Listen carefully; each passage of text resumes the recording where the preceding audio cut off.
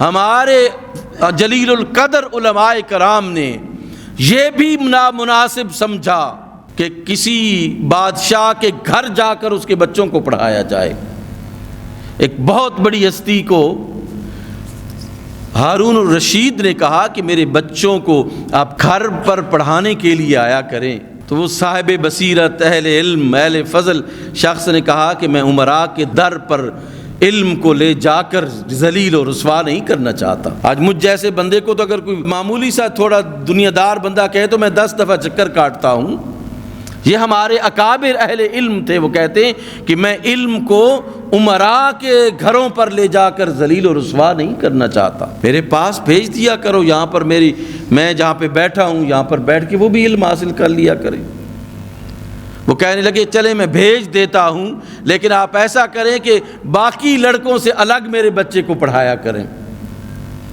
آپ نے فرمایا کہ علم جب میں بول رہا ہوں تو میں کسی کو نہیں روک سکتا کہ وہ میری کلاس میں آ کر نہ بیٹھے، اگر پڑھنا ہے تو بچوں کے ساتھ بیٹھ کر پڑھنا پڑے گا، وگرنہ میرا علم ایسا نہیں ہے کہ میں کسی کے لیے کچھ اور جگہ ہو، کسی کے لیے کچھ اور جگہ ہو۔ آج آپ دیکھیں کس طرح اہل علم اور علماء جو ہے وہ دین کے نام پر کس طرح تقسیم ہوتے ہیں۔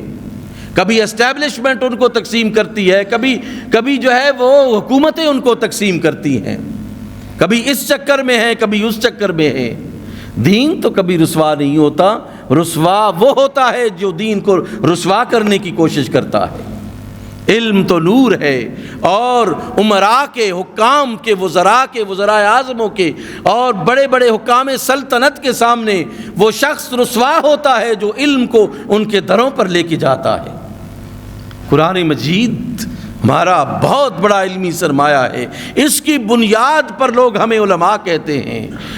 رسول اللہ کی سیرت، آپ کی حدیث طیبہ، اس کی وجہ سے لوگ ہماری عزت کرتے ہیں، لیکن آپ دنیاوی جاہ و منصب کے لیے جب اس کو استعمال کرتے ہیں تو علم کو تو کچھ نہیں ہوتا، قرآن کو تو کچھ نہیں ہوتا، نبی کی حدیث کو تو کچھ نہیں ہوتا، تم رولنگ سٹون بنتے ہو، کبھی ادھر جاتے ہو کبھی ادھر جاتے ہو۔ اہل علم کو یہ زیب نہیں دیتا کہ وہ اپنے علم کو رسوا کرنے کی کوشش کریں۔ اللہ کا فضل ہے ان لوگوں پر جو کبھی بھی ایسا نہیں ہونے دیتے۔ حضرت امام اعظم ابو حنیفہ کو چیف جسٹس کا عہدہ پیش کیا گیا، قاضی القضات کا عہدہ ہمارے فقہ حنفی کے امام بانی کو چیف جسٹس کا عہدہ پیش کیا گیا۔ آپ نے فرمایا کہ میں قبول نہیں کرتا، میں نہیں کرتا۔ فرمایا وجہ کیا ہے قبول نہیں کرتے؟ کہتے جب سرکاری منصب حاصل کر لیا تو پھر اللہ اور اس کے رسول کے حکم کے مطابق مجھے فیصلے نہیں کرنے ہوں گے، خلیفہ تیری مرضی کے مطابق مجھے فیصلہ کرنے پڑیں گے، میں اپنی آخرت کو اس منصب کے لیے تباہ و برباد نہیں کرنا چاہتا۔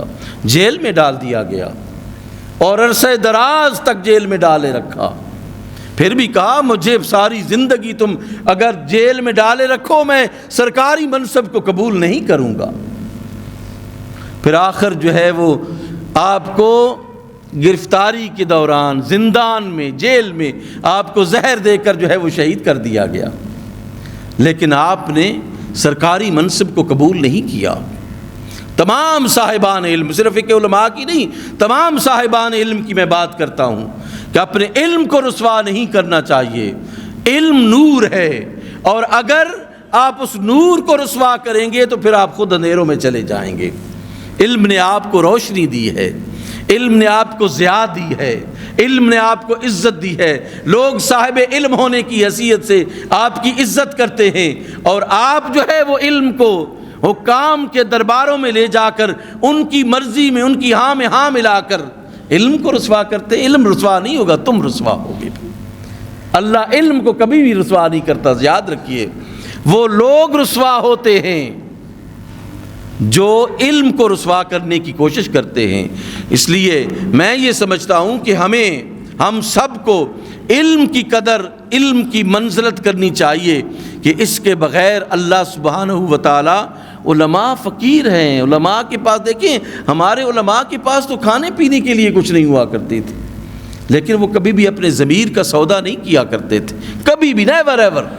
کبھی بھی انہوں نے اپنے ضمیروں کے سودے نہیں کیے، اپنے مدرسوں کے، اپنی مسجدوں کے کبھی بھی انہوں نے سودے نہیں کیے، اور کبھی بھی لالچ میں آ کر اللہ کے کلام کی مخالفت میں کبھی بھی نہیں اٹھ کھڑے ہوئے۔ وہ ہمیشہ ان کا طریقہ کار یہ رہا ہے کہ وہ اپنی عزت کو قرآن کے ساتھ جوڑتے تھے، نبی کی سیرت کے ساتھ جوڑتے تھے۔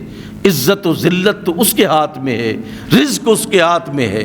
وَتُعِزُّ مَن تَشَاءُ وَتُذِلُّ مَن تَشَاءُ وَتَرْزُقُ مَن تَشَاءُ بِغَيْرِ حساب۔ ان دنیا داروں کے ہاتھ میں رزق ہے، ان حکام سلطنت کے ہاتھ میں رزق ہے، ان وزیروں مشیروں کے ہاتھ میں رزق ہے۔ رزق تو میرے رب کے پاس ہے، وہ جسے چاہتا ہے دیتا ہے۔ وَتَنزِعُ الْمُلْكَ مِمَّن تَشَاءُ، جس سے چاہتا ہے بادشاہت بھی چھین لیتا ہے۔ وہ سب اس کے ہاتھ میں، سب اس کے ہاتھ میں، کوئی ہمارے ہاتھ میں کچھ بھی نہیں ہے۔ سچی بات میں آپ کو عرض کرتا ہوں، ہم تہی دامن اس دنیا سے خالی ہاتھ آئے تھے، خالی ہاتھ ہم نے جانا ہے۔ سب خزانوں کا مالک تو وہ ہے، عزتوں کا مالک وہ ہے، اس لیے ہمیں اس کے راستے پر چلنا چاہیے۔ دنیا کا جو راستہ ہے وہ تباہی اور بربادی کا ہے، وہ ذلت اور رسوائی کا راستہ ہے۔ عزت کا راستہ میرے رب کا راستہ ہے، میرے نبی کا راستہ ہے، قرآن کا راستہ ہے، اور قرآن کے ساتھ ایک بڑی چیز جو حدیث رسول ہے اس کا راستہ ہے۔ اللہ سبحانہ و تعالی ہمارے راستوں کو درست فرمائے۔